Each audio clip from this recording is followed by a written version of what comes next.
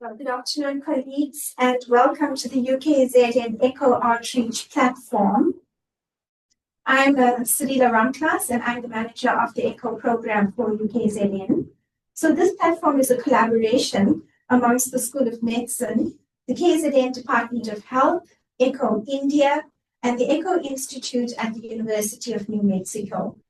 So this collaboration enables specialist faculty from the School of Medicine to exchange knowledge with healthcare workers within KZN and beyond to improve patient outcomes and quality of life. Today's session, titled Domiciliary Oxygen, is hosted by the Department of Pulmonology and will be led by Dr. Dilshad Faiki Khan. So before I hand over to Dr. Dilshad to present an overview of the session, just allow me to share points of etiquette for the session. Please ensure that your name is visible on your Zoom account in the participant list. Keep your microphone on mute when not speaking. Raise your hand or post your questions in the chat during the Q&A. Okay, so I hand you over now to Dr. Dilshad to introduce this session and the presenters. Thank you, Dr. Ramklas, for the introduction, and it is indeed a pleasure to be here once again on this Echo platform to discuss a very important topic, and that is an update on the prescription of domiciliary or home oxygen. So we all know that there is an incredibly high burden of HIV and tuberculosis in South Africa, and as a result, the consequences of post-tuberculous lung disease leave many patients with permanent disability in the form of ongoing dyspnea. Added to that, we also have a high prevalence of cigarette smoking, with a 2021 survey showing that 24% of adults in South Africa were current cigarette smokers. Biomass fuel exposure also remains a further risk factor for the development of COPD, although fortunately this is less of an issue than it was 20 years ago. The majority of patients that we see in our department who require supplemental oxygen are patients with COPD as well as post-tuberculous lung disease in the form of bronchiectasis. We also have several patients with fibrotic interstitial lung diseases who remain hypoxic at rest despite all treatment avenues being explored. Now, dyspnea is one of the most distressing symptoms a patient can experience, and it is a symptom that severely affects a patient's quality of life. So we hope that today's discussion helps to enlighten our viewers about the mechanisms of hypoxemia, the evidence and indication for long-term supplemental oxygen therapy, and how to go about prescribing oxygen therapy in a practical sense. We will then open up the forum for questions, which you may type in the chat box or raise your hand and unmute yourself. I'm also honored to welcome our guest speaker, Mr. Trevor Cele, who is the Key Accounts Manager for Vital Air, the company that is responsible for supplying oxygen to our patients who require it. And I hope that Cindy Tetwa has joined us. She is the head of the National Communicable Disease Coordination Team for the KZN Department of Health, and she has kindly agreed to join us online so that she can assist with any questions from our audience. We are also grateful to our patient, Mr. Shanmugam, who is from Durban and is oxygen dependent, who would like to give us some insight into his personal experience with having a chronic lung disease and requiring supplemental oxygen in his home environment daily. I will now hand you over to Dr. Agneta Naidu, who is our pulmonology trainee, who will be presenting a guide to domiciliary oxygen therapy. Thank you, Dilshad. So I'm going to go over the long-term oxygen therapy, the evidence, indications, and practical uses in South Africa. So what is hypoxia? Basically inadequate oxygen at the tissue level to sustain normal aerobic metabolism. It occurs from any chain from the atmosphere, alveoli, blood, tissue to mitochondria. At any step, if there's failure, then that's when hypoxia is. We're just going to go quickly over the physiology as well. So what are the mechanisms of hypoxia? There are 5 mechanisms of hypoxia, namely hypoventilation. This is where you have decreased alveolar ventilation. So the oxygen partial pressure in the alveoli is decreased, and this responds to oxygen. Examples of this include neuromuscular disease and CNS depression. Then we have a diffusion impairment where the alveolar capillary membrane may be thickened. This also improves with oxygen therapy. Conditions included here are things like your interstitial lung disease or pulmonary edema. Then there's a VQ mismatch where some units are underventilated, some are underperfused, and there's just inefficient gas exchange. And this also improves with oxygen. A typical example of this is pneumonias, pulmonary embolism, COPD, and asthma. Then there's the shunt, right to left, where blood bypasses ventilated alveoli. There's no response to domiciliary oxygen in these groups. And the low inspired PO2, this is in cases of high altitude. But so basically the first three is where domiciliary oxygen can be used. So the consequences of chronic hypoxia, why patients should not just be left even though they're tolerating this level of hypoxia. They can have polycythemia, which increases the viscosity of blood, and they're more predisposed to pulmonary embolisms and DVTs. The long-term hypoxia causes pulmonary vasoconstriction, leading to pulmonary hypertension and cor pulmonale. Then they have cerebral vasodilation. Patients often complain of severe morning headaches from this. The kidneys are also affected with the erythropoietin release, their sympathetic activation, renal vasoconstriction, fluid retention. And the cells undergo a lot of oxidative stress. So how do we correct hypoxia? These are all the mechanisms that hypoxia can be corrected with oxygen. The first two is what can be offered, the first 2 to 3 can be offered to domiciliary oxygen, and the other ones can be offered in inpatient, for inpatient. So as you know, the nasal cannula, we can approximately deliver FiO2s up to 44%, your simple face mask up to 40 to 60%, your Venturi mask, which is preferred in patients with COPD, because we can fix how much of FiO2 these patients can receive, and we'll go a little later of why we can't just give these patients unlimited oxygen because of hypercapnia.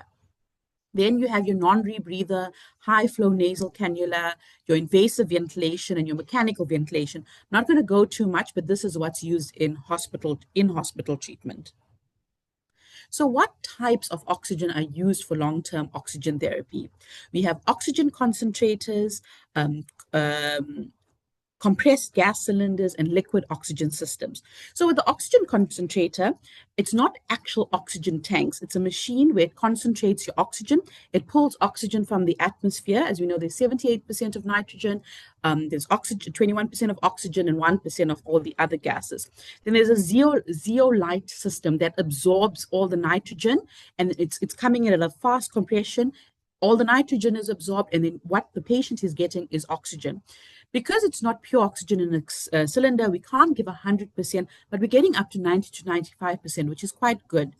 What's good about this is that it can just plug into an electrical source. It's not limited by your gas cylinder.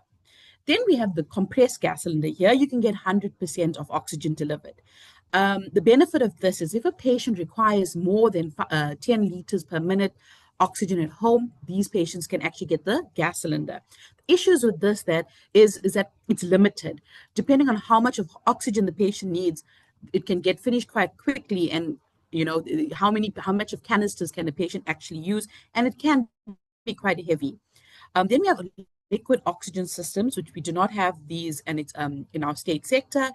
These are stored at less than 183 degrees as a liquid. It can be continuous, and it can be a portable unit, and these can give a FiO2 of 100%.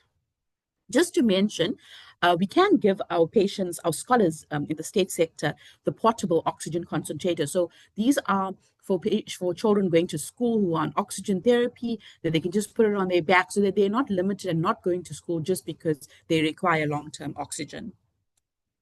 So the benefits, so there were older trials in the early 80s showing that there was survival benefit. These survival benefits, though, were shown more in the COPD, and we extrapolated that into all patients with hypoxia.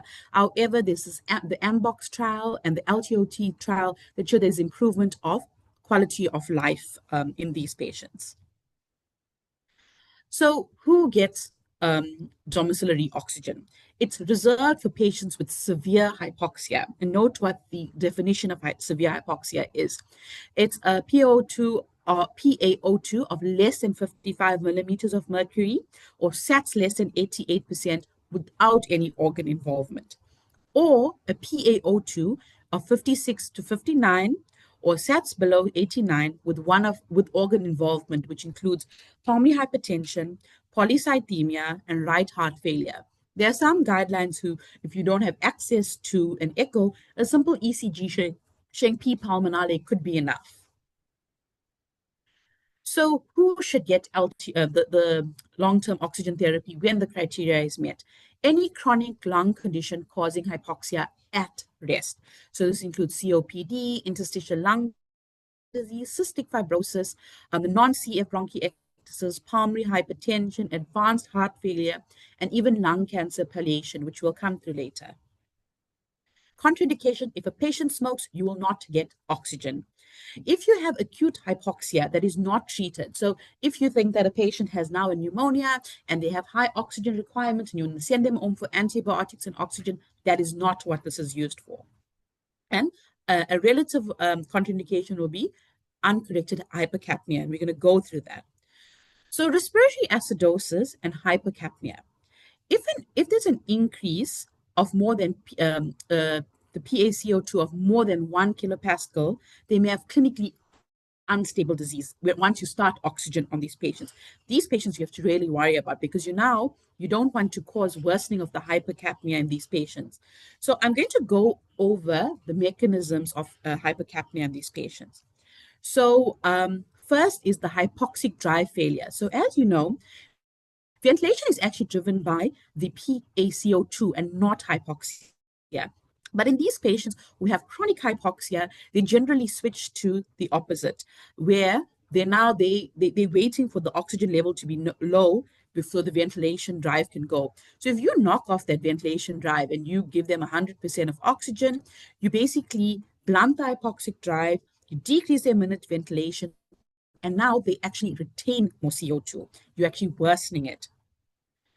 Then you have a VQ mismatch. So as I mentioned earlier, some patients with a diseased lung, there's some parts that are not perfused and they don't have any ventilation. Now you're giving a lot of oxygen, you're giving that area of ventilation, but there's no perfusion there. So you're just going to increase the dead space ventilation and you're going to worsen the shunt physiology. Then there's a Haldane effect. So hemoglobin binds to oxygen, and this reduces the capacity of CO2 to carry hemoglobin binding to oxygen reduces its capacity to carry CO2. So when you give oxygen, more hemoglobin becomes oxygen. Then less CO2 is carried in the blood, and therefore you can't get rid of the CO2, and then it rises in the blood. So now we dealt with why we don't just, when we give oxygen, we don't just give oxygen at any level. We have to monitor how much the PaCO2 rises. So initially, when we got this patient, we know they need oxygen. We're not getting on board with their hypoxia, and this is after the acute period. We can do an ABG.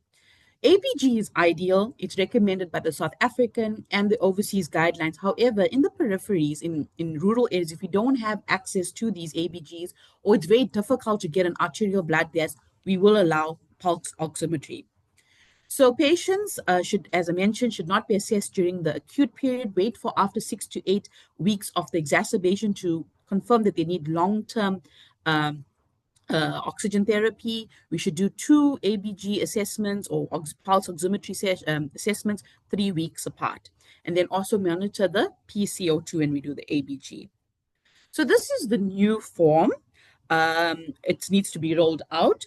I'm going to go into detail of it. So the first one is just the patient's name, their ID number, their demographics, just their contact, and you should not be smoking, and what their diagnosis and other medications that they are on. Then you qualify. Then you say if the patient qualifies for oxygen. Then here, there's a section for lung function. South African guidelines say that patients who have an FEV1 of less than 1.5 liters should get and hypoxemia should get, those are the patients who should get the long-term oxygen therapy. However, generally, when you're at that stage where you're so hypoxic, so sick, you're too sick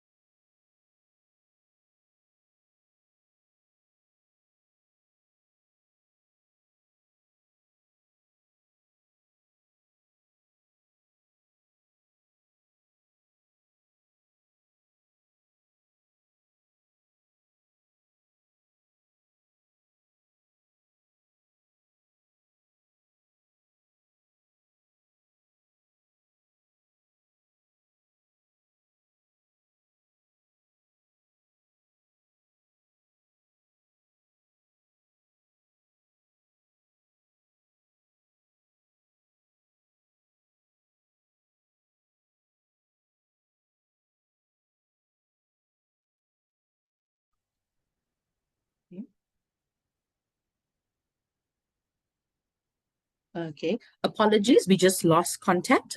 So just to recap, so when the patient is with you, you need to see if they're having an adequate response. If you are meeting with you're treating the hypoxia, because there's no point giving inadequate oxygen therapy and they're not getting the full benefit of the oxygen and you're not treating the hypoxia.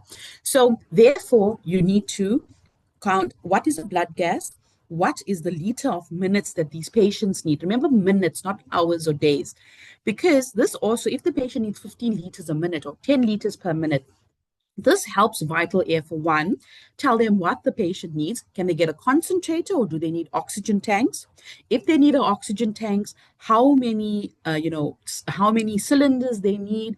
And so we don't have a space for increments. So if what you can just write a comment here, the patient needs 10 liters per minute or 5 liters per minute. Another point is remember to write per minute and not just in 24 hours because they need to calculate how much the patient actually needs so they can know how many concentrators or backup cylinders and regulators that the patient actually needs. So this is, I just discussed about what the targets are. So the study show a minimum of 16 hours is what a patient needs.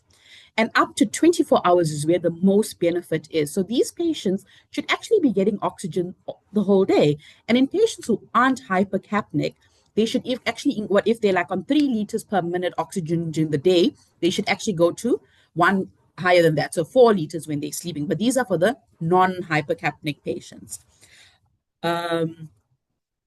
This is just the last part of the form. So it says name of a pulmonologist or specialist. Not all forms need to be signed by a pulmonologist. It can be signed by a specialist in a regional hospital. So follow up of these patients. So follow up into your hospital should be at least 3 months after you have ordered the long-term oxygen therapy, which should include an assessment of blood gases, flow rate to ensure LTOT is still indicated and therapeutic. This is important because I remember when I joined the department, there was a patient who was on oxygen therapy for the last 30 years because he had one acute exacerbation back in early 90s. And when we tested him, he actually didn't need oxygen. It's because he actually was buying his own oxygen and he actually didn't need oxygen for all these 30 years of his life. But so therefore, that's why after this acute exacerbation, it's important to test if the patient still requires oxygen and if the oxygen requires have decreased. So the goals of therapy is to correct hypoxia. That's the physiological goal. But for the patient, they need to feel better. They need to relieve the dyspnea. They don't want to have that sensation of air hunger. They improve exercise tolerance so that they can actually go out on a walk or at least do some activities of daily living as simple as shopping. And then for us, prognostic goals will be prevent pulmonary hypertension and right heart failure, decrease polycythemia, and improve survival and quality of life. So the safety, as I mentioned in detail about CO2 retention, avoiding fire hazards, they should not smoke. We need to check that because or people in the house shouldn't be smoking because it's a big fire hazards. Even in e-cigarettes and chargers can also be fire hazards. Especially for the elderly, tubing needs to be checked. We don't need to be tripping over their tubing and then they're getting falls and other injuries. Then I'm just going to look at other classes where LTOT is not indicated. So there's exertional hypoxia. I mean, these patients are not hypoxic at rest, but once they exercise, then their SATs drop. There's no evidence to show that there's a survival benefit in these patients. So therefore, we do not recommend oxygen for exertional hypoxia. Nocturnal hypoxia. Again, this is where a CPAP should be given to these type of patients. And again, we do not have access to those, but it's not just oxygen that's going to help these patients. These patients need CPAP. Then palliative oxygen therapy. So a lot of the lung cancer patients or patients who have end-stage interstitial lung disease or chronic lung disease feel quite unwell. But when you check their oxygen levels, it's more than 88. So these patients shouldn't get oxygen, but we should tell them about things like fan therapy. So fan therapy, they blow a fan on their face and just that fresh air makes them feel better, even though it's not affecting their oxygen levels in any way, because remember, these patients aren't hypoxia, they just feel they have this hair anger.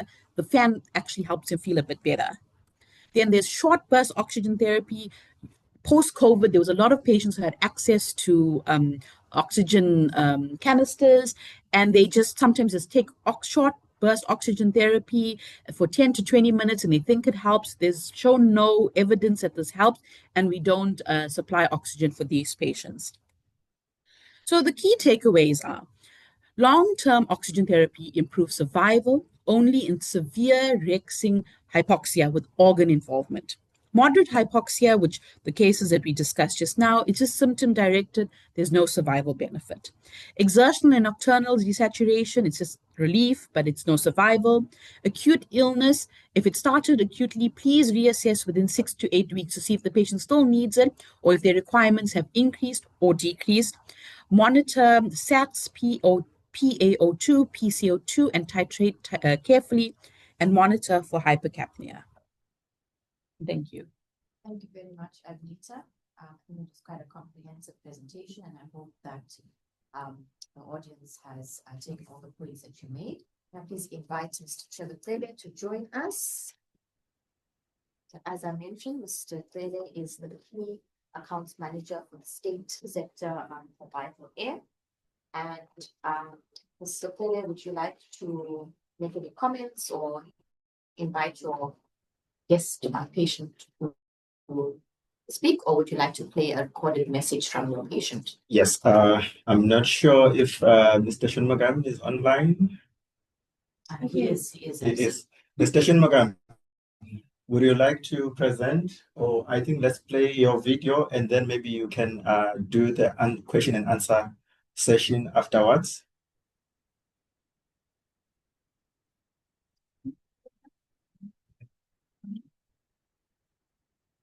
So me and Mr. Shanmugam, we did a video earlier on as backup.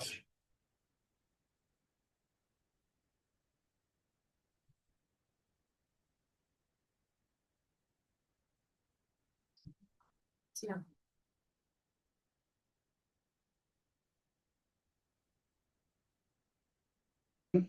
Thank you very much for spoken. Can you please kindly tell us about your patient journey and being on home oxygen? How has it been for you from the start up until now? Good morning, Trevor, and to the team.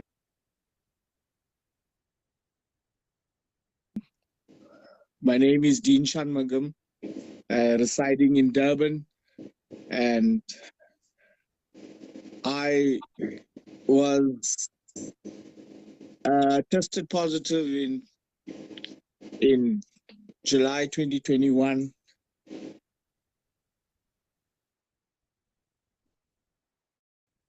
Mr. Shanmugam, this is Dr. Faithy Khan. Thank you for joining us. We're really happy to have you join us and to be able to give us a patient's perspective to receiving home oxygen. I mean, we are very familiar with prescribing it, but it's nice to hear from the patient about their experience. Would you be able to unmute your mic and just say hello to us so I can ask you a few questions, if that's okay?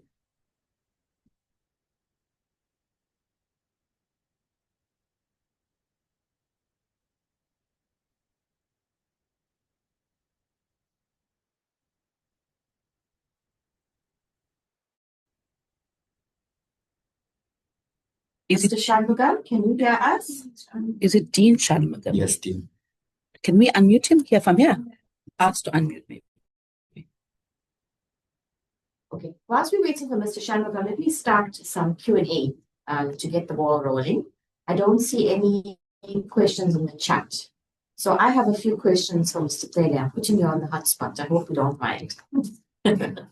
Okay. So the first question, Mr. Tsheletsele, is that, as Dr. Naidu mentioned, a wonderful addition to our treatment options include the prescription of portable oxygen in a backpack for scholars. Yes. And we know that school-going children who need supplemental oxygen have traditionally been very disadvantaging that they've had permanent or prolonged absence from school, and that affects their career prospects, etc. Could you please explain to our audience what is the process of arranging for portable oxygen for a scholar? Say you have a matriculant or a grade 11 student who now requires prolonged oxygen. How would a doctor go about arranging this for this patient? Okay. Well, from our side as Vitale, we just have to receive a script with motivation for a POC. And according to the contract, someone who qualifies is a school-going child, primary, high school, and university-going children as well. I know that it has to be approved by a coordinator as well, if I'm not mistaken. And there is Miss Cindy Mtetwa, who's the NCD coordinator for KwaZulu-Natal DOH. Maybe Miss Cindy Mtetwa, if you can maybe further maybe add more on that from your side.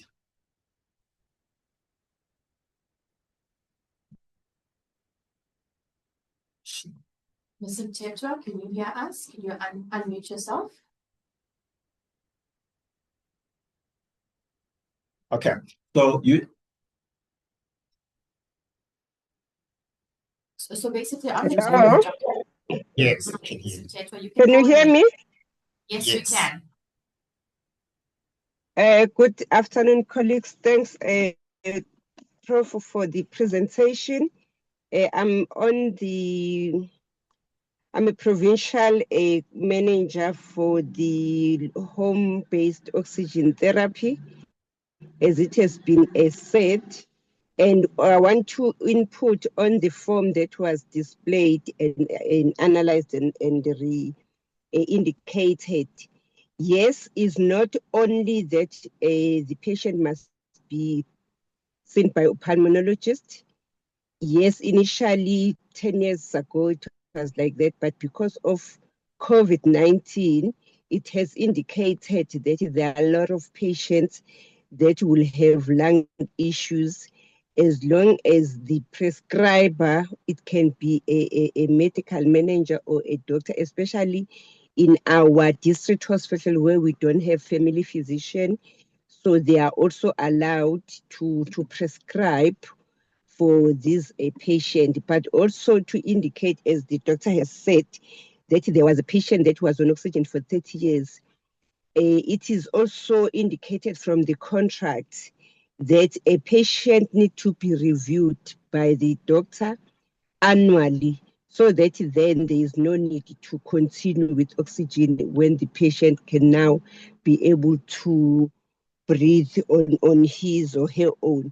So basically, yes, EEE contracts and the number of patients are increasing, but we do have challenges around our patient not being reviewed in our facilities.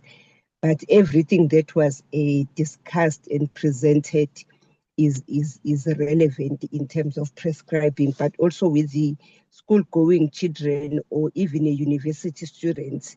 The contract is indicated that those can be given a portable, but we are seeing a lot of adults that will request, especially in the middle age.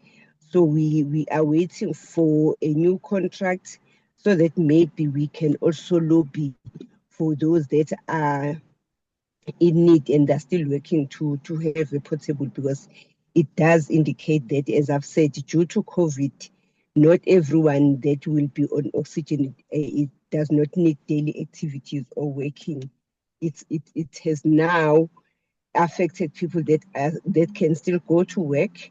So therefore, they are a high demand of portable oxygen so far. Yeah, thank you. Thank you, Cindy. That's actually very promising news, and that's actually very exciting for us, because it means that patients will be able to continue to earn an income and not be debilitated financially, as well as physically by their illness. Can we just ask regarding the form, when we request portable home oxygen for students or university students, where exactly on the form should we annotate it, or should the prescribing doctor contact you directly? And would you be able to put up your contact details on the chat box so that people will be able to email you or contact you should they require further assistance? Basically, it depends on the doctor's decision. I don't take decision for the clinicians.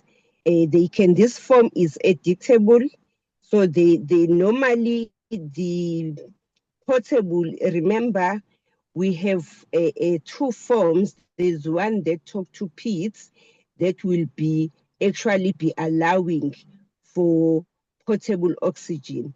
But if he's an adult, as I've said, because for now, the contract that we have, it does not allow an adult for a portable. That is why in the form that was presented for adults, you will not find any space because it's not allowed.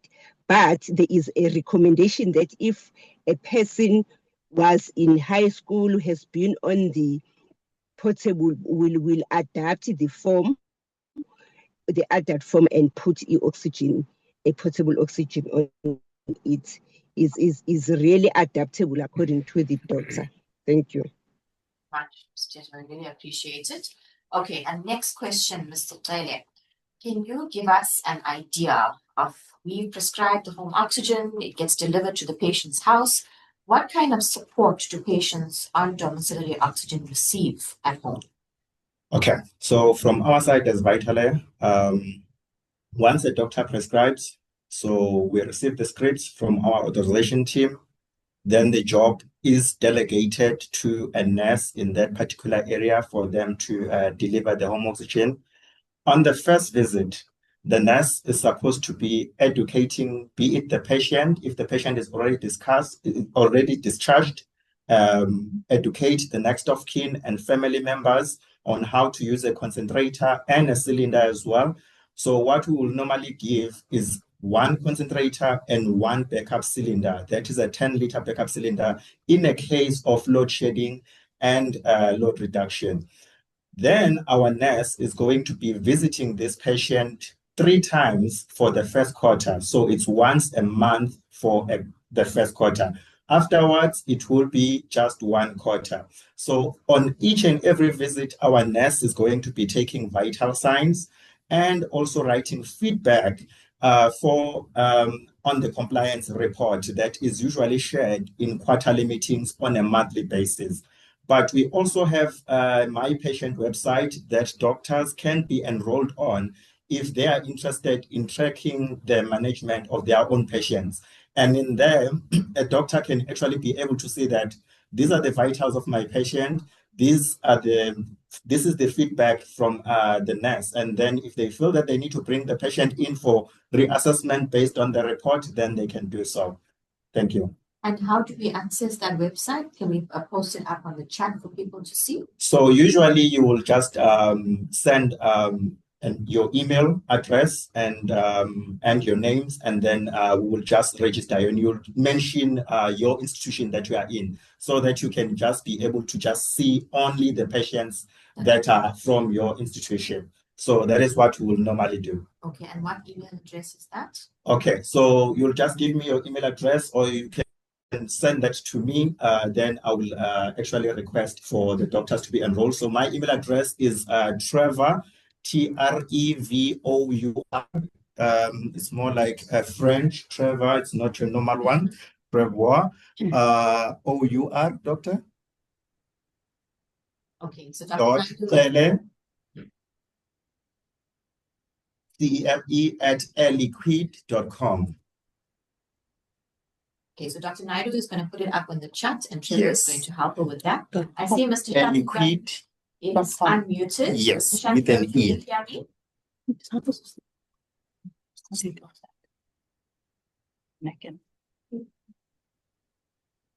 Oh, there must be an E there.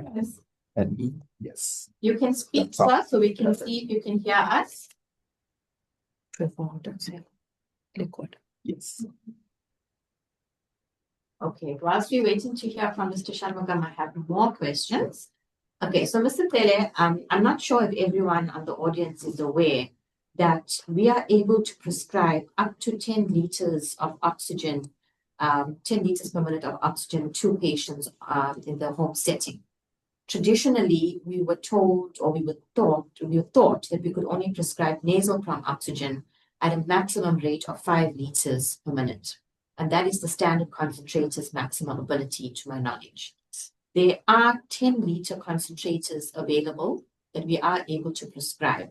So if there are patients who have higher oxygen requirements and need to be sent home, please note that you can prescribe 10 liters of oxygen with a 60% face mask. And Trevor, would you be able to give us some advice about how to go about doing that on the form? Yes. So if it happens that you have a patient that requires more than 5 liters, then those patients can be prescribed home oxygen. You can actually, so that you can be able to discharge them and they can go and recover at home. So it's just a normal script. As you would any script, you just have to motivate that the patient requires 10 liters per minute, or it's up to 10 liters per minute, but usually we'll advise that up to 9, because if the machine is operating at maximum 10 liters per minute, we often find that the machine will break down much sooner, and it will often have issues, and that patient will have to be hospitalized again. So we often advise that up to 9 liters per minute, although the machine can go up to 10. But if it's at full capacity, we notice that the lifespan of the machine is shortened. Okay, that's good to know. So I suppose a safe middle ground would be a 40% mask at 8 liters. Yes. Would be well tolerated. Yes. Okay, so I hope everyone got that. That's important information to note. And then I have another question for you, probably my last question, if you don't mind. On the new form, underneath the non-electricity option, there is the availability of oxygen cylinders and something called an oxymatic device. Can you tell us what an oxymatic device is? Okay, so it's actually an oxygen conserver, or a demand oxygen conserving device. So it's primarily for it's used with compressed oxygen cylinders to extend their life, so that obviously we don't have to go back every now and then to be refilling the cylinders for the patient, particularly for our patients who stays in rural areas where there may be no electricity. But we mostly see this, I will say maybe KZN is much more developed now. We see this mostly with patients who are staying in informal settlements in cities like your Durban. Thank you. Okay, that's amazing. So it prolongs the life of the cylinder. Yes. Because we know that the cylinder actually runs out very quickly. Yes. And would require multiple refills. So that's excellent. So for that, maybe just to add as well, Dr. Khan, so with that particular patient that is non-electricity, because on the script, you will see that there's 2 options, electricity and non-electricity. And I was just in the Eastern Cape earlier this week, and I was speaking with doctors from FRE, and they were actually not aware that we can actually prescribe for non-electricity patients, because they actually have a lot of those patients, and at times they will stay in hospital much longer, and it's costing the hospital a lot of money. So if you have such patients that fit such a profile, please kindly just prescribe and take non-electricity. We will service them as vital air, and you will save a lot of money for your hospital. And for that patient, we will give them 2 20-liter cylinders. And obviously we will refill as we are required for that particular patient. Thank you. And the patients have your contact details to be able to contact you with any problems, if there are issues with their concentrator, if their oxygen has run out, they are given contact details. So usually we, on our cylinders in our machine, we will have our contact numbers, of which is our call center number. But we also have a toll-free number for state patients that I would like to share with you, that is not on the concentrator or the cylinder. It's 0800 11 0838. Okay, so Yes. we're putting that up on the chat as well. That's it, right? Yes, correct. So that's a number they can contact, maybe on behalf of patients, if they Yes. come to you stating that they have a problem or that they haven't received their oxygen. This would be a useful number to contact. Okay, I have one last question because we need to round up. We're running out of time. So for Dr. Naidu, you are the doctor that a patient comes to see, and you have discovered that this patient requires domiciliary oxygen. You send out the prescription. Tell us how you would counsel this patient about his or her domiciliary oxygen use. Okay, so these patients here, first we need to talk about safety and what are the outcomes of it. So these patients need to use the oxygen. We want them to feel better. I would advise these patients to maybe invest in a pulse oximeter as well. They can buy one off the internet and just check what their oxygen levels are. And we tell them that, you know what, they need to be between at least 88.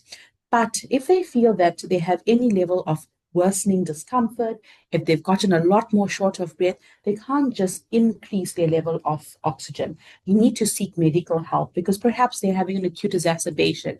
They may have acute infection, maybe, and all the complications that can go on with chronic lung disease. So we need to explain to them that when they are feeling worse, they can't just dial up the oxygen level on their home oxygen. They should seek medical help. Then talk about safety concerns, making sure nobody smokes in the house, making sure tubing is not anywhere so that nobody falls. But I think the most important thing is, because we see it often, especially the patients with home oxygen, when they're not feeling better, they just want to dial up and not actually deal with what the acute problem is. So I think that we need to get to the patient that when they feel like the oxygen requirements are worsening, is to actually see a medical professional. Okay, thank you for that. So I would only add to that like you mentioned, proper health-seeking behavior, and to inform them that if their oxygen requirements have gone up, that they likely are experiencing worsening in their disease and that they should seek help and not, wait at home with worsening dyspnea. Okay. We'll do a roundup and then. So let's just ask the audience. This has been a very, very enlightening discussion this afternoon, team. I also wanted, do you have any questions for the pulmonologist and Mr. Chebutele? Please, you're welcome to unmute.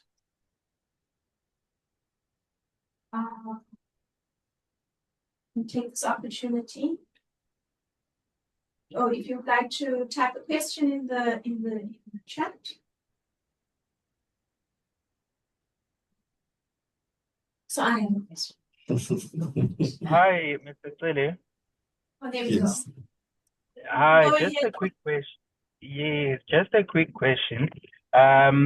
What is the turnaround time for these oxygen deliveries to sort of be organized for the patient? Because from our part, it's just a matter of completing the form and submitting it, and then we never really know how long the process can go on for the patient to acquire the actual cylinder. Would you perhaps be able to enlighten us as to how long might it take to obtain the actual device? And the other thing is, what process can we use to follow up on that? Do we just email? Do we contact the toll-free number? Is there a reference we can use? It's always just so difficult to sort of follow up these cases, because for us it's just a form that we submit and email, that's it, but we never really know how to follow these things up. Okay. No, it's a good question, Dr. Miani. Thank you very much for that one. So the turnaround time, we are supposed to deliver within 24 to 72 hours, particularly if we are around the cities. That will be more of your Durban, your Maritzburg, 24 to 72 hours. That should be the turnaround time. Now, we do have areas that are further away from cities or where we are based in terms of our office as Vitale in KwaZulu-Natal. I'll make an example with Manguzi, of which is on the other side of KZN. So it will be very much impossible for us to deliver within the 24 to 72 hours. And in such cases, I usually advise doctors that please do allow us 7 working days in such a case for us to be able to deliver there, because there's also logistics involved, whereby our nurses will have to make a booking arrangement if they are going into that area, and also they can't do a day trip, for example, going to Manguzi, as if they are traveling more than 500 kilometers per day, including return, they have to sleep over. So there are those logistical issues for areas that are in further outskirts of the province, but in central Durban, Maritzburg, it should be 24 to 72 hours. Now, should it happen that the delivery does not come within the specified time that I mentioned. Remember that the 7 working days is not on contract. It's something that we usually will ask from our side as Vital Air, that purely because we are in that area, we will have challenges delivering within the specified time according to the contract. So, but if it happens that it goes above the time that I mentioned, please kindly use my email or call me on 076 362 5710. 076 362 5710. My number will be on the chat. If you happen to have missed it, then you can be able to call me anytime, WhatsApp me, email me, whichever you prefer, or FaceTime. So I will be available to assist. Thank you. Thank you so much, Trevor. That's really, really great to have a direct contact, and especially when we want to fight for our patients and champion their rights, it's important to know who to speak to so that we can make things better for them. So I'll just do a 2-minute roundup before I check if there's any more questions. So to reiterate the point of today's presentation, chronic hypoxemia is debilitating and it affects patients' quality of life. Prescription of home oxygen improves quality of life and has been shown to reduce mortality in COPD patients. It is very important to accurately assess and appropriately prescribe supplemental oxygen therapy and to review a patient's oxygen requirements and to discontinue oxygen therapy in patients who no longer require it. The goal is to maintain oxygen saturation of between 88 and 92% using the lowest amount of oxygen therapy. Patient education is paramount to ensure safety and to manage patients' expectations of care. Thank you. So I just want to ask my question, right? So Ms. Cele, in terms of our public sector patients, right? Who bears the cost of the oxygen therapy? How much? What does it cost? And how does it compare with the patient that's from the private sector? Yes. Well, actually, it's a good question. To tell you the truth, we are actually costing the exact amount in the private and the public sector, and we are costing around 1,300 Rand per month on oxygen. And that is a lot of saving, I would say, because at times, I go around, I speak to some of your colleagues, and they will tell me that maybe they take some time to actually maybe wean the patient out of home oxygen, and before they can actually decide to actually prescribe. And I will say, by the time you decide to prescribe, the patient has been staying for how many weeks, and how much will we have spent? So you find yourself spending 4,000 plus per day on the patient. If it's 30 days, easily more than 100,000, and that could have been just 1,200 Rand. So if you have that patient that fits the class that Dr. Naidu was specifying, please kindly just prescribe the patient, and then we will assist you. If you are having any issues, please kindly contact me. And there's also Franco as well, who's added his details there. So Franco is my manager. He's the commercial director for Vital Air respiratory business. So if I'm not helping, please kindly call Franco. Report you to the boss. Yes. Thank you for that response. I'm just wondering, in terms of monitoring of the patient, how does that happen? So again, if you have a patient that's not necessarily in an urban-based setting, have a patient out in the community far away, who monitors? What is the monitoring mechanism that I place to ensure that the patient is getting the best advantage from the therapy? Okay, so I will say, as Vital Air, we are actually offering this service nationally across the country to the deepest of rural areas that you could think of: KwaZulu-Natal, Northern Cape, to Limpopo, to Cape Town. We have nurses across the country. We have drivers as well who are helping us with the cylinder refills, helping out the nurses as well with the refilling, because we get a lot of refill requests, machine swaps as well. So we are always all over the country, and we are always available to assist our patients. Regardless of where the patient is, we will get there. And we do try and improve on our turnaround times.